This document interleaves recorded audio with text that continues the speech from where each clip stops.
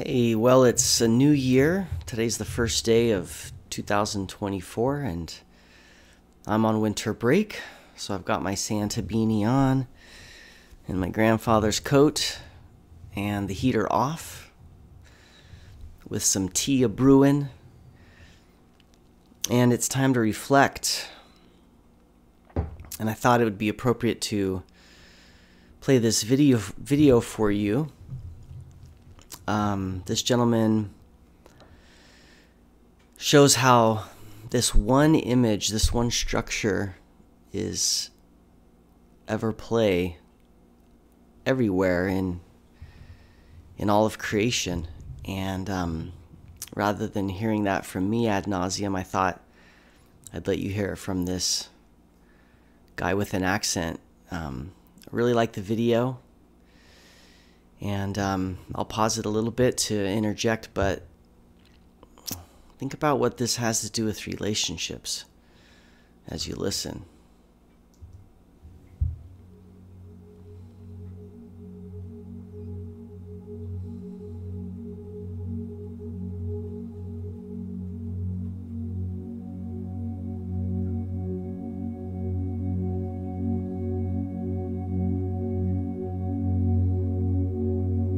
Torus is the shape of electromagnetic fields, the energy that emanates from all things.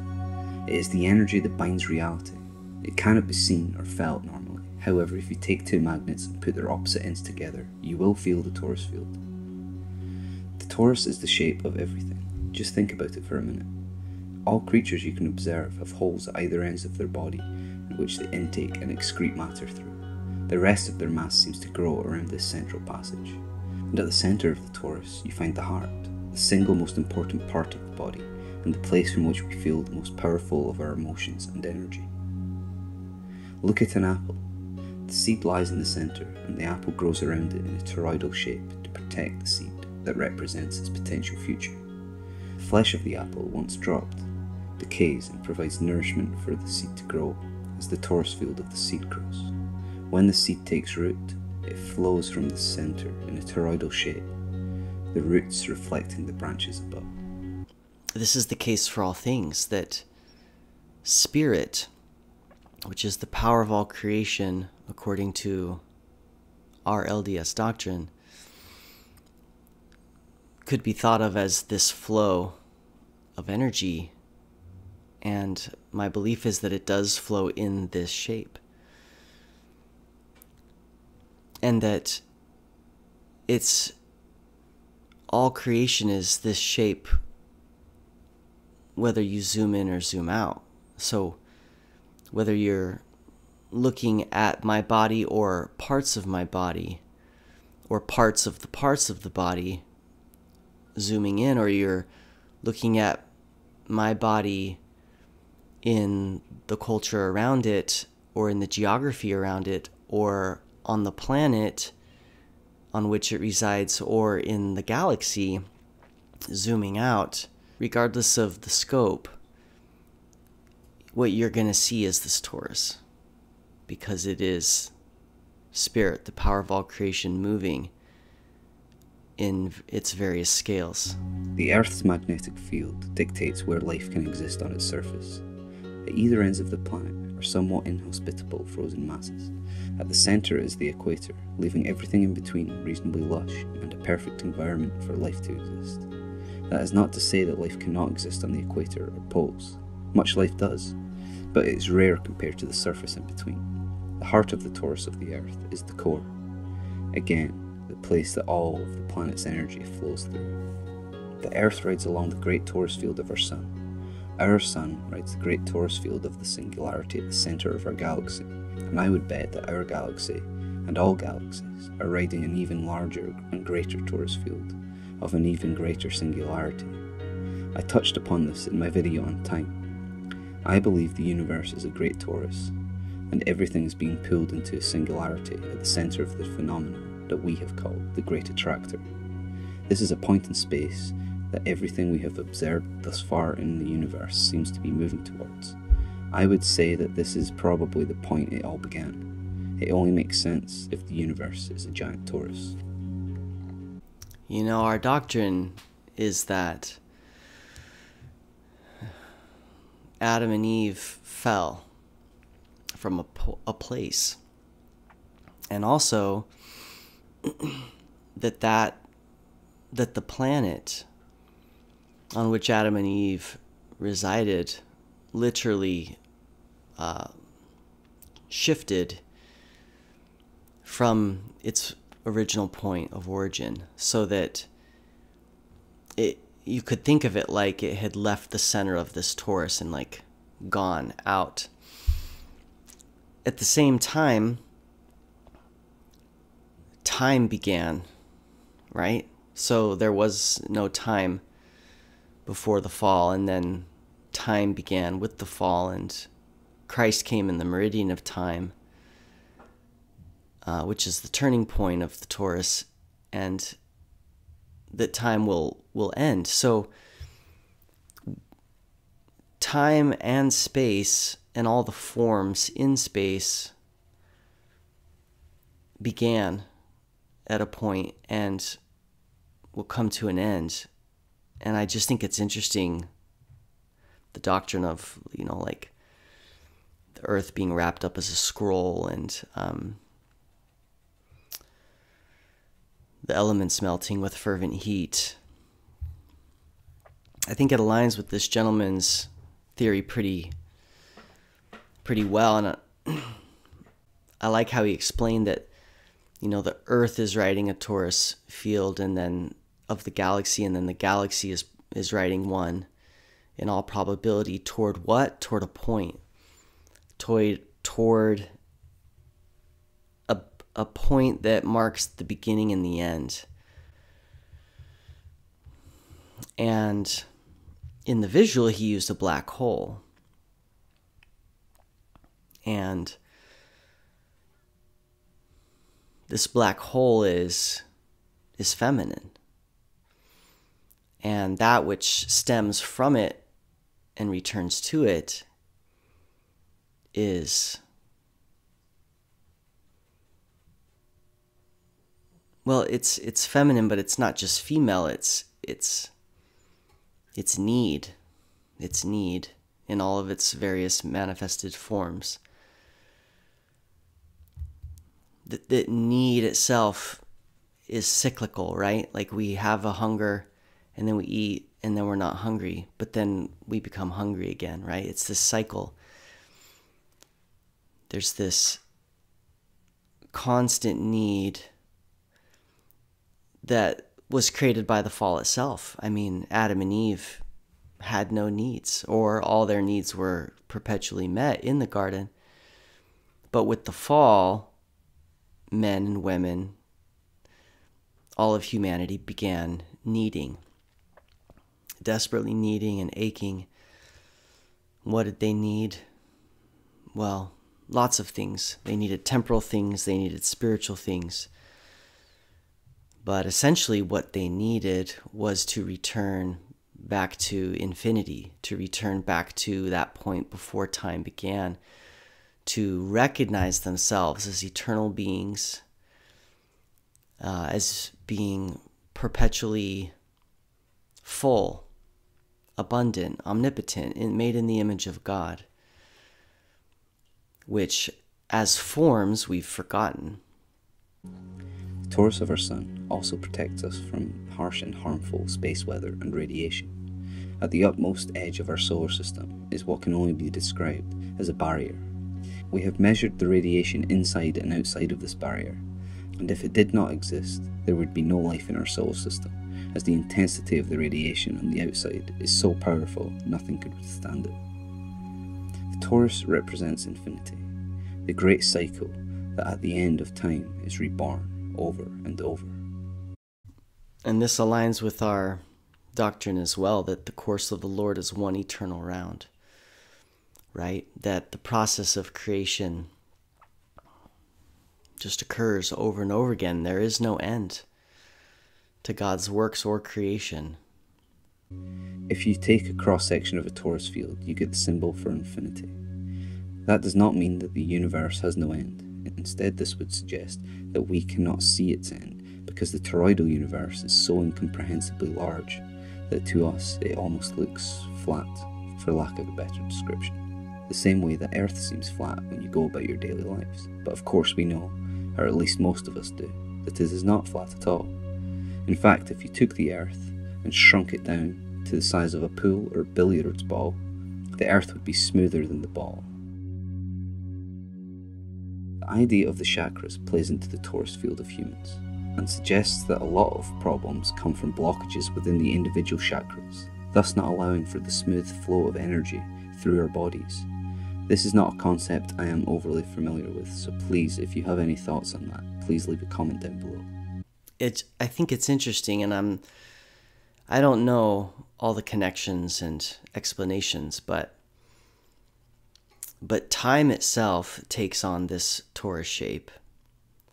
The human energy field takes on this torus shape.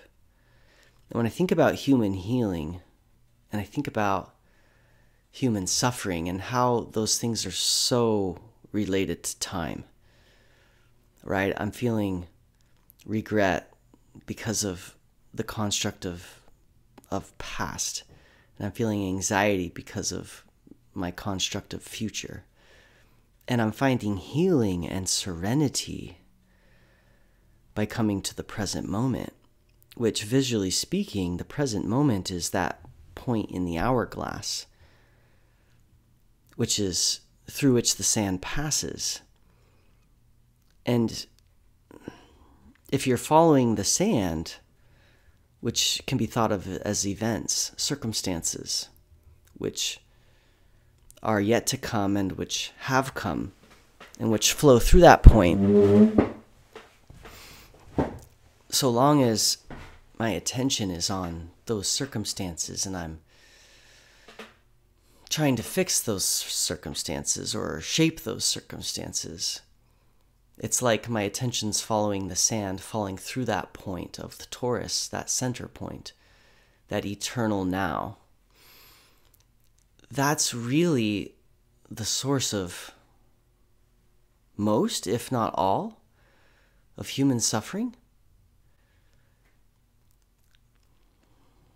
I mean, I was listening to Katie Byron this morning. I mean, she was working with a gentleman who was remembering being hit by his father as an 11-year-old boy, now in his 30s. And she was going back to the actual moment after the first hit and before the second hit, and investigating the mind of the man, then a child, at that moment, at that precise moment, to show him that the anticipation of pain created more pain than the striking of the belt. And she said that she wasn't sure the number either, but 99.999% of pain is either anticipated or remembered. That in the present there is no pain. Go back and listen to my episode on Katie and watch her work if you don't know what I'm talking about or you're not familiar. But just think of that image, though. Think of the torus in time being an hourglass, and then think of the torus being the human energy field, and that when I'm present and I'm living in the now, my pain dissipates like sunlight on a foggy day. It just goes away. It's just not there. It's like we create our pain with our past thinking and our future thinking, the images of past and future that we create with our mind in the present that destroy our present moment, that make our present moment terrible. But when we slip into acceptance of the present moment and we become observer of those grains of sand, which are our circumstances, falling through this moment of now. And acceptance is what lets those grains pass through. Accepting our father for who he was with the belt, or our ex-girlfriend for what she was with those stories, or our health condition, what our body is doing,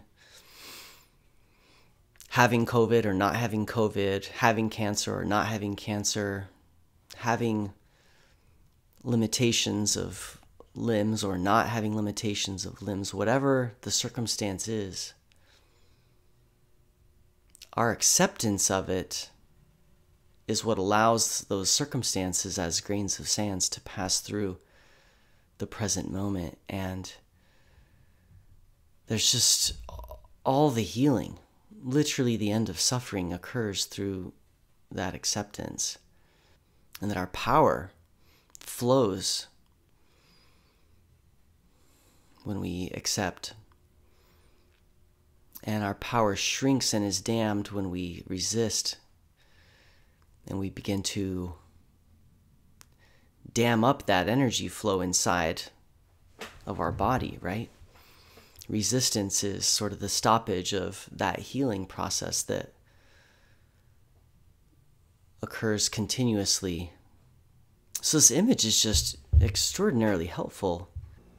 That when we say like, a person is stuck in the past, I can picture this torus shape, and I can see them trying to like stop the grains of sand from flowing. Like, no, that grain shouldn't have fallen through, right? I shouldn't have lost that person. That parent shouldn't have died, or that child, like that form shouldn't have shifted that way. It shouldn't have fallen through like that. And they're trying to like put their hand up to time and stop it and resist it. This is a person, whether me or someone else, who needs healing, right? And how does that healing occur? It occurs by letting time resume, by stepping into stride with the present moment, with what is now, and falling out of resistance to it. It's just such a beautiful image that energetically we're literally trying to like stop that flow. Anyway, it's just so easy for me to see that shape. Can you see it? Can you see that shape happening in you? Can you see it happening in time? Can you see it happening in the world around you? Toroidal energy fields are used in almost all of our technology, from batteries to motors.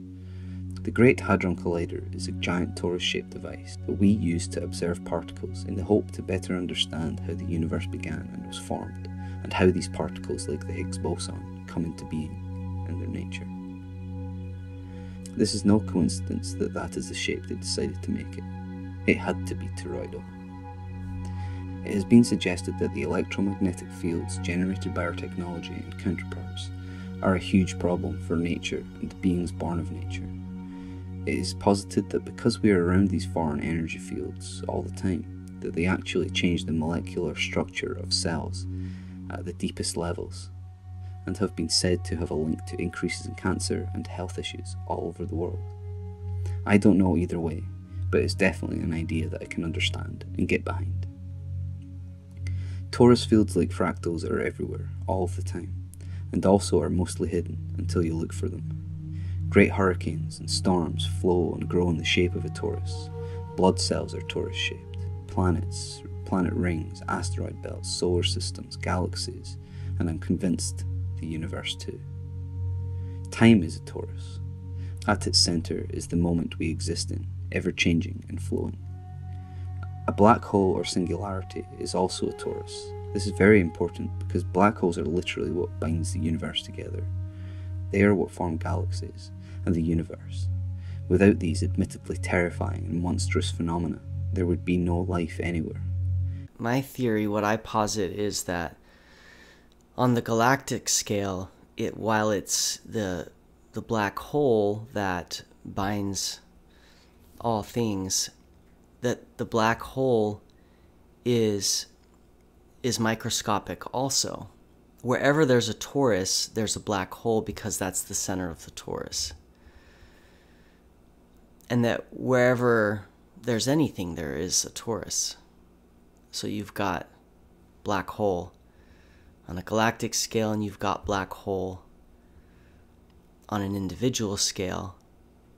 And that human need, that the needs of the human soul, both of the body and of the spirit, stem from a black hole-like structure that exists within a torus-shaped energy field. That spiritual death is what created that black hole in the human spirit. That our disconnection from the presence of God feels like a black hole to our spirit. And that was purposeful, and it created space for Christ to enter, who then fills that hole and meets that need as our bridegroom, because the hole is feminine. Which is why he's not just the bridegroom, but also our daily bread, right? Because that hole in the body is the hunger, right? It's right at the navel, right at the center.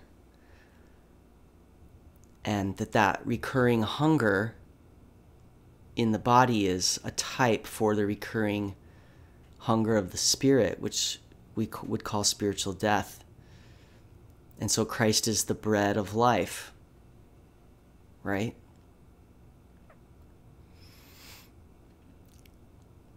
That this fall was purposeful, and this hole created needful, the thorn in Paul's side that he prayed would go away, but it can't, because it's this feminine aspect of existence that literally spawns into existence the masculine counterpart to it. There is no bridegroom without spiritual death.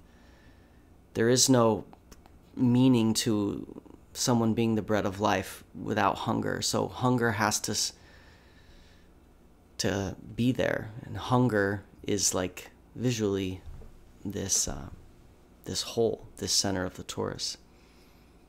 It's strange to think that they have an effect on the perception of time too. The closer you get to a singularity, the slower time seems.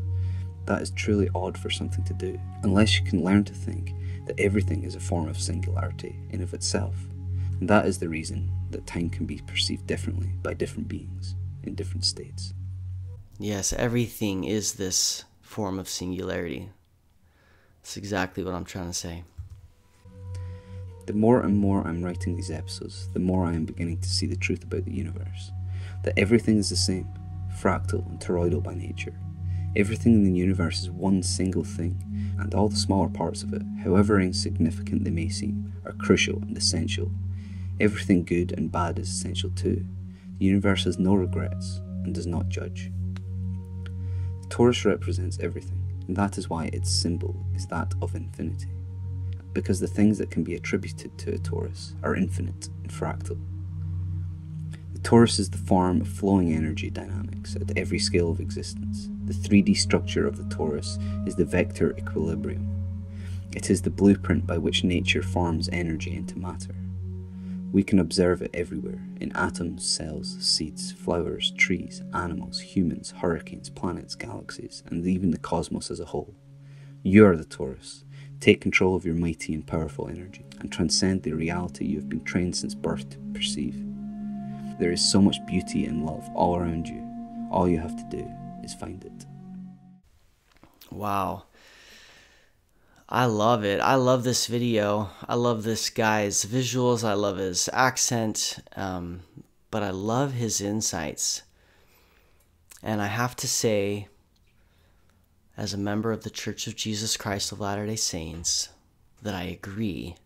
And that our doctrine, to the extent that I know it, fully aligns with the belief that there is this shape permeating the universe.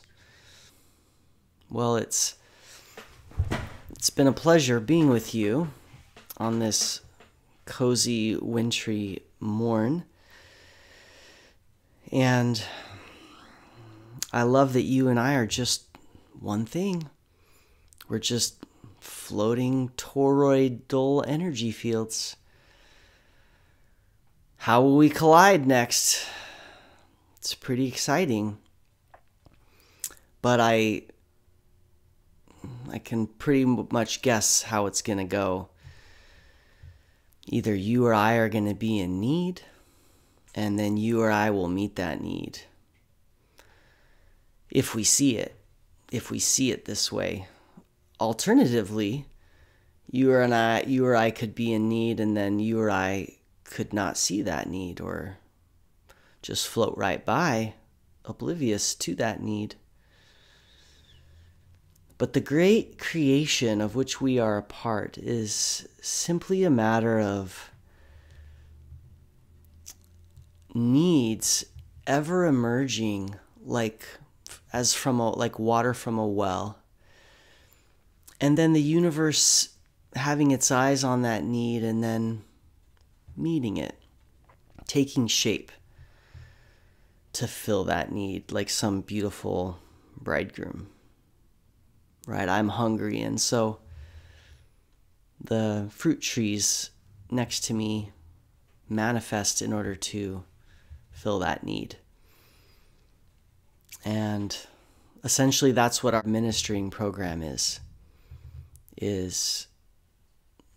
directing the saints to place our eyes and attention on the needs of those around us as they emerge, and to become the entity that meets them, so that we become a bridegroom to the world, which becomes our bride, and we join hands with Christ in his work.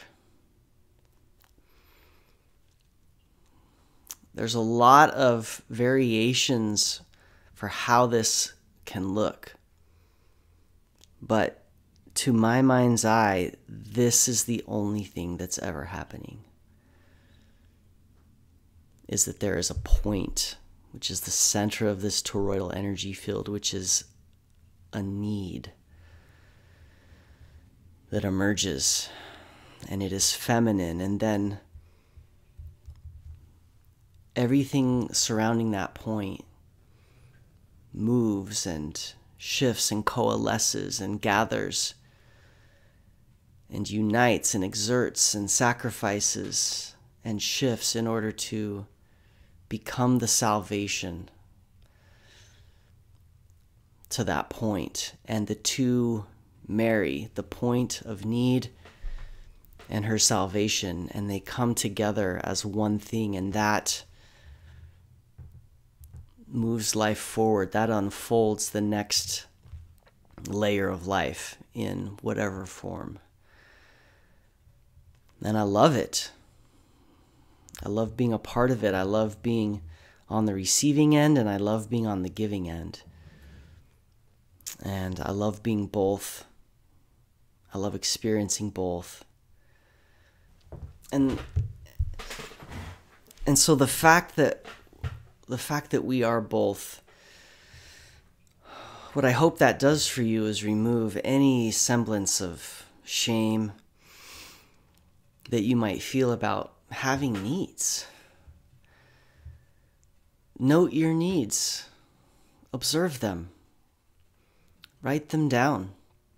Make lists, and then love the fact that you are made in the image of God as this point, that he created you to be needy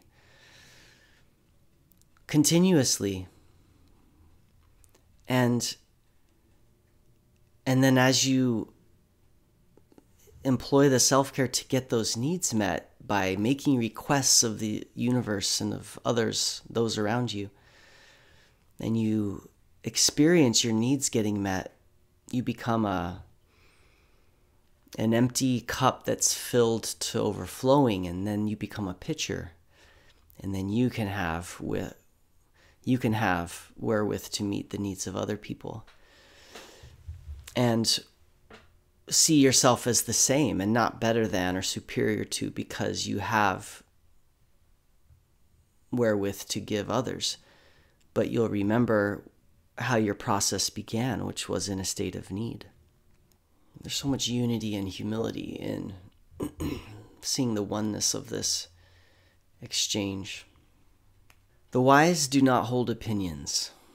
They are aware of the needs of others.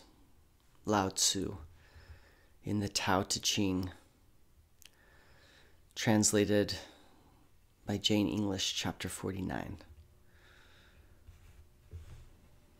The wise do not hold opinions. They are aware of the needs of others. So as you float through the toroidal fields of your culture, are you seeing the needs of others as they arise and meeting them? If not, do not consider yourself so wise. Your opinions do not make you wise. Your ability to see the needs of others and meet them, that is what makes one wise. Blessings to you this holiday season. May this be the greatest year of your life. And I guarantee you it is, because it is this year of your life. And there is nothing better. There's no better past or future that can trump the present moment or the present year. Toodaloos.